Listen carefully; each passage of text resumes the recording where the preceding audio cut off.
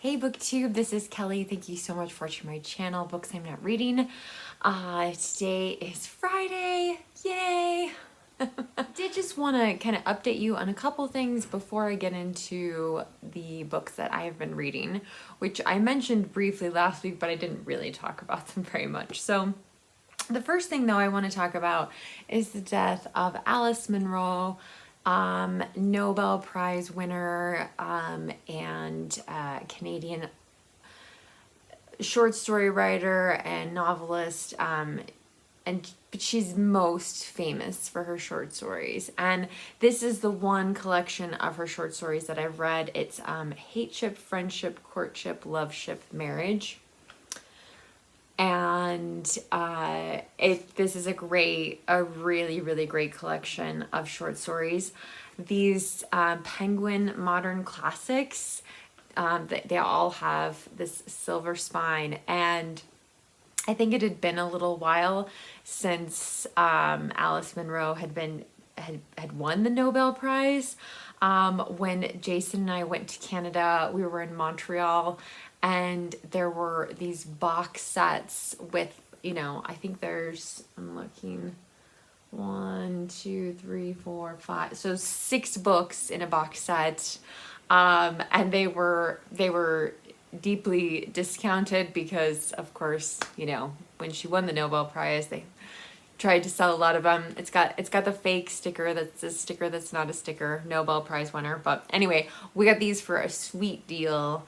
And I do look forward to reading more Alice Munro in the future. If you haven't read anything by her, I would encourage you to check her out. I really enjoyed this one, especially the title story, which has been made into a movie with Kristen Wiig.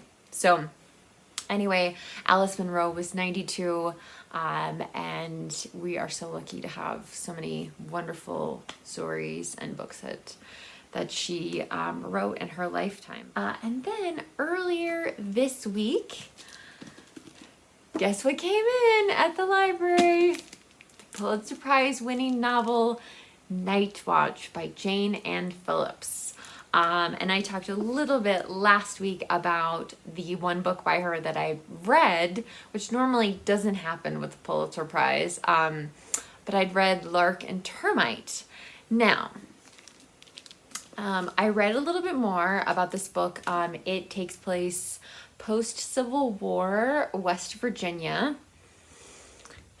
I don't know what the fixation with West Virginia is, because I think that's where Demon Copperhead takes place. But anyway, so okay, all right. But it's shortly after the Civil War, and a mother and her daughter end up at an insane asylum. A lunatic. The description in here is a lunatic asylum. You kind of hear their backstories of what they were fleeing from, and the mother has not spoken for a year. And so anyway, there's a character in here called Night Watch. So yeah, so anyway, I do have to say, this book might look big. I'm not saying that it is, okay, because I don't own all the Pulitzers, so I can't check this out. But this has got to be one of the shortest books ever to win the Pulitzer Prize for fiction. It is 276 pages, and there are illustrations. The font is quite large in the book itself. There's little inserts in here as well.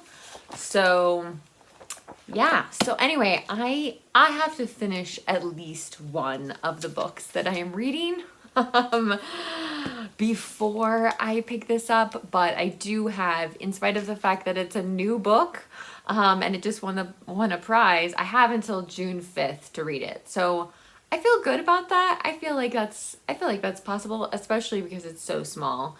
if it was, you know, I mean, when I checked out the Overstory by Richard Powers, I was like, oh, this is gonna take a while. So, anyway, the other thing I found interesting in reading just some of the stuff on the book itself, it says that this is the third book in her trilogy, and that Lark and Termite is the second book in that trilogy. This takes place in the 1950s.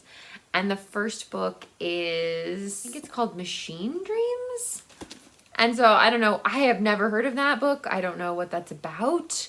But I'm sorry, I'm not going to go back and read it just so I can read this. Like, in part, because I don't really remember this book.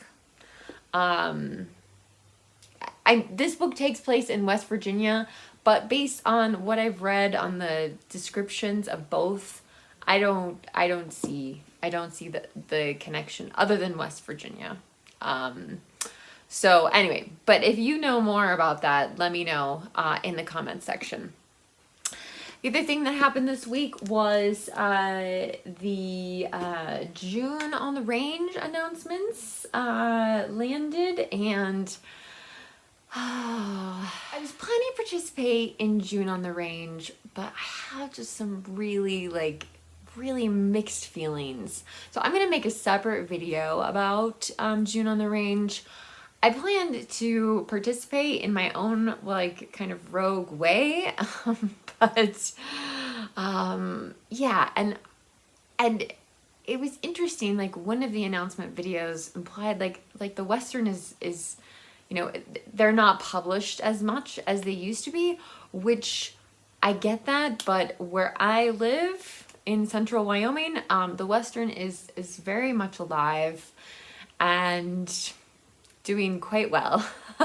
So if you're looking for a very specific Western that you haven't been able to find, you can send me a message and we'll see if we can work something out. But yeah, I have access to a lot of Westerns. Let me just put it that way. Between the library and the used bookstore, there's a lot of Westerns where I live. But anyway, so I struggle with the idea that the Western is dead. But all right, so what have I been reading? When I go to sleep at night, it's like I see nuns walking back and forth in front of me, because of In This House of Brede, Brede by Rumer Godden.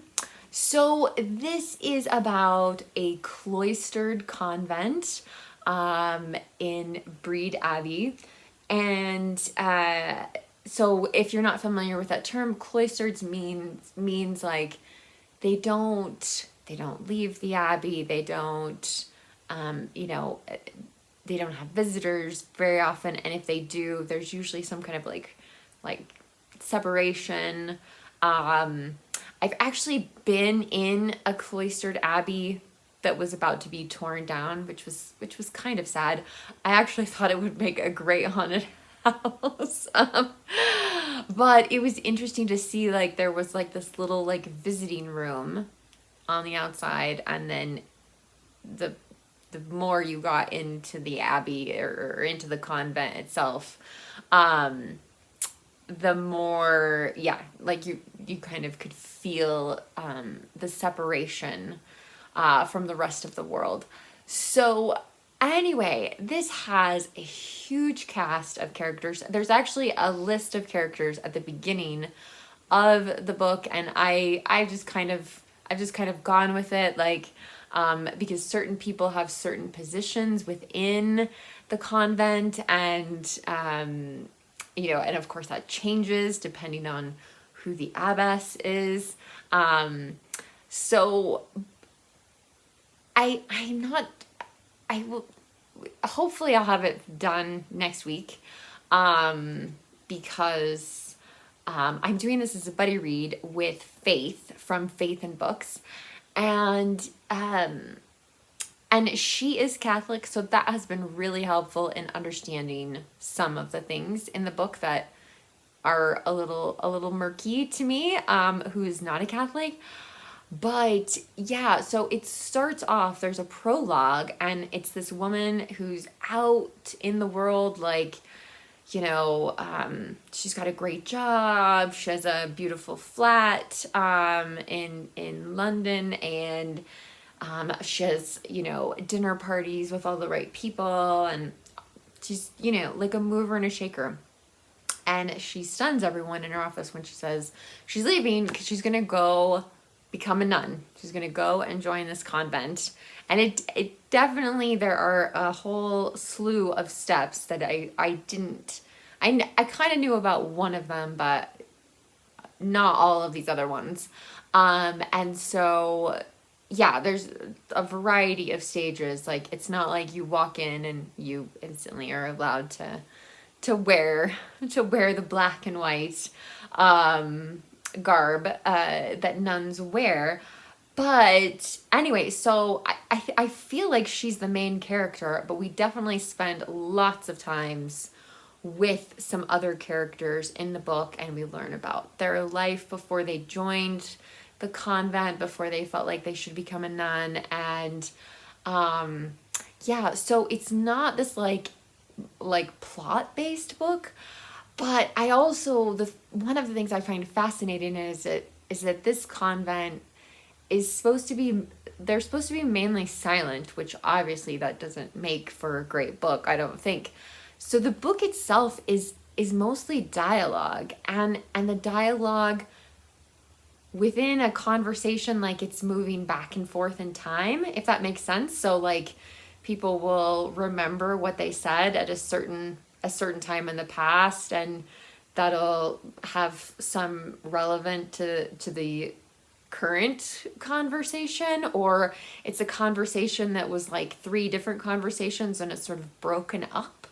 But there is something about it that it feels very smooth. The writing just feels like Rumer Godden's just kind of like gliding you along the story. And you do sort of, I don't want to say like, oh, I feel like a nun reading this book. No, but you do start to kind of get this rhythm and this feeling of like monastic life. What might that look like? Rumer Godden, I think, lived outside an English abbey for 3 years to research and write this book. So I found that very interesting. And yeah, so there's been like there's already been like these just changes and developments and interactions, and yeah, but it's not a book where it's like really plot driven. It seems like it should move slowly. And I think that's maybe what's surprising me the most, is that it seems like it should be a really slow book, but it's not. Because she's just such a good writer that she kind of takes you on that journey with her. So anyway, I'm really enjoying this. I am not sure that this is for everyone. Yeah. And I just have like nuns in my head at night. I did tell Faith that I watched Sister Act, and we've had a whole conversation about nun films. Jason told me there's a phenomenon right now called nunsploitation in films. So there's a lot of horror movies or a lot of like racy movies involving nuns.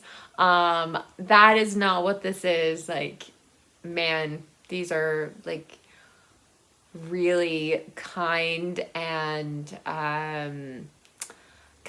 like, they're just very thoughtful people. But again, we are just moving on the story that they're telling about their life, anyway, so I feel like I kind of know where the story is going with the main character, but again, like, there's huge chunks of time where the main character is not, she's on the periphery of the story. So anyway, but I really like it, and I am reading this for maybe mid-rash this month. Don't know if I'm going to get to a nonfiction book or not, especially with the Pulitzer there. The other book I am reading is Hard Times by Charles Dickens. So, yeah, I mean, this is like, the name sort of says quite a bit, like, oh, some of these characters have really difficult lives. There's the usual, Dickens's usual collection of eccentric characters. One of them is, just wants his children to, like, there's only facts. There's no imagination. There's no sense of wonderment. There's no, it's just, what do the facts tell you? Like, the character's daughter is like, do you expect me to love this person? And in a very serious way. And it's like, well, what are the facts of the situation? And it's like, well, that's not really what love is. Not necessarily about facts, right? It's about feelings and emotions. And I feel like that character's children are really, as we see them grow up, like, emotionally, like, almost kind of stunted in a way. But there's just some crazy characters. I'm still not super far into this novel. So I'm not even to 150, although that's almost halfway through the book. So, but I'm reading this with Joe Smith. We've read a lot of Dickens together. Joe's actually read this one, which is different from all the other Dickens that we've read. This is the first time that one of us is rereading the book and the other person is experiencing it for the first time. So, yeah, I keep like speculating about what I think is going to happen with certain characters. There's a wonderful like circus scenes at the beginning of the book, and there's a character that is still in the story, and I'm very, very curious to see what happens to her.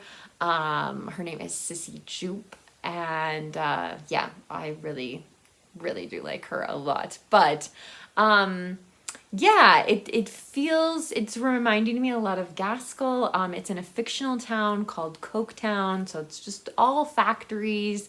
Anytime someone looks out a window, there's chimneys with smoke going everywhere, and there's just a horrible character who says like, smoke is the healthiest thing in the world for your lungs, and you're like, oh. Even Dickens knew then, like, that's a bad idea. But yes, it's definitely giving me like North and South, as far as the North is concerned, vibes. Although I don't think, at least not yet, we've really got a sense of what it's like to actually be in one of the mills the way you do in North and South. And again, it's not a very long book at all. It's just, but you've got to give Dickens your concentration. So I'm hoping that it will turn out, that things will not turn out so bad for some of the characters, but you just never know. So anyway, that's what I've been reading. I would love to know what you are reading. I would really like to know if you're going to participate in June on the Range. I'm really curious because I don't want to make videos if the people who are watching my channel like aren't like, that's not your thing. Yeah, so I have a couple special videos planned for the next few weeks, so fingers crossed I will be able to make those happen here soon. One of them is, I especially think that many of you will really enjoy, but it involves me getting my husband to cooperate. So we'll see how that goes. But yeah, tell me if you're going to participate on June on the Range, or if there's another summer event that you're participating in on Booktube, tell me what you're reading. As always, if you don't feel comfortable leaving a comment, you can leave an emoji in the comment section, or you can give this video a thumbs up, which really does help the channel overall, so I do appreciate that. Booktube, remember to be kind to yourself, be kind to others, and I'll be back soon with another video. Bye.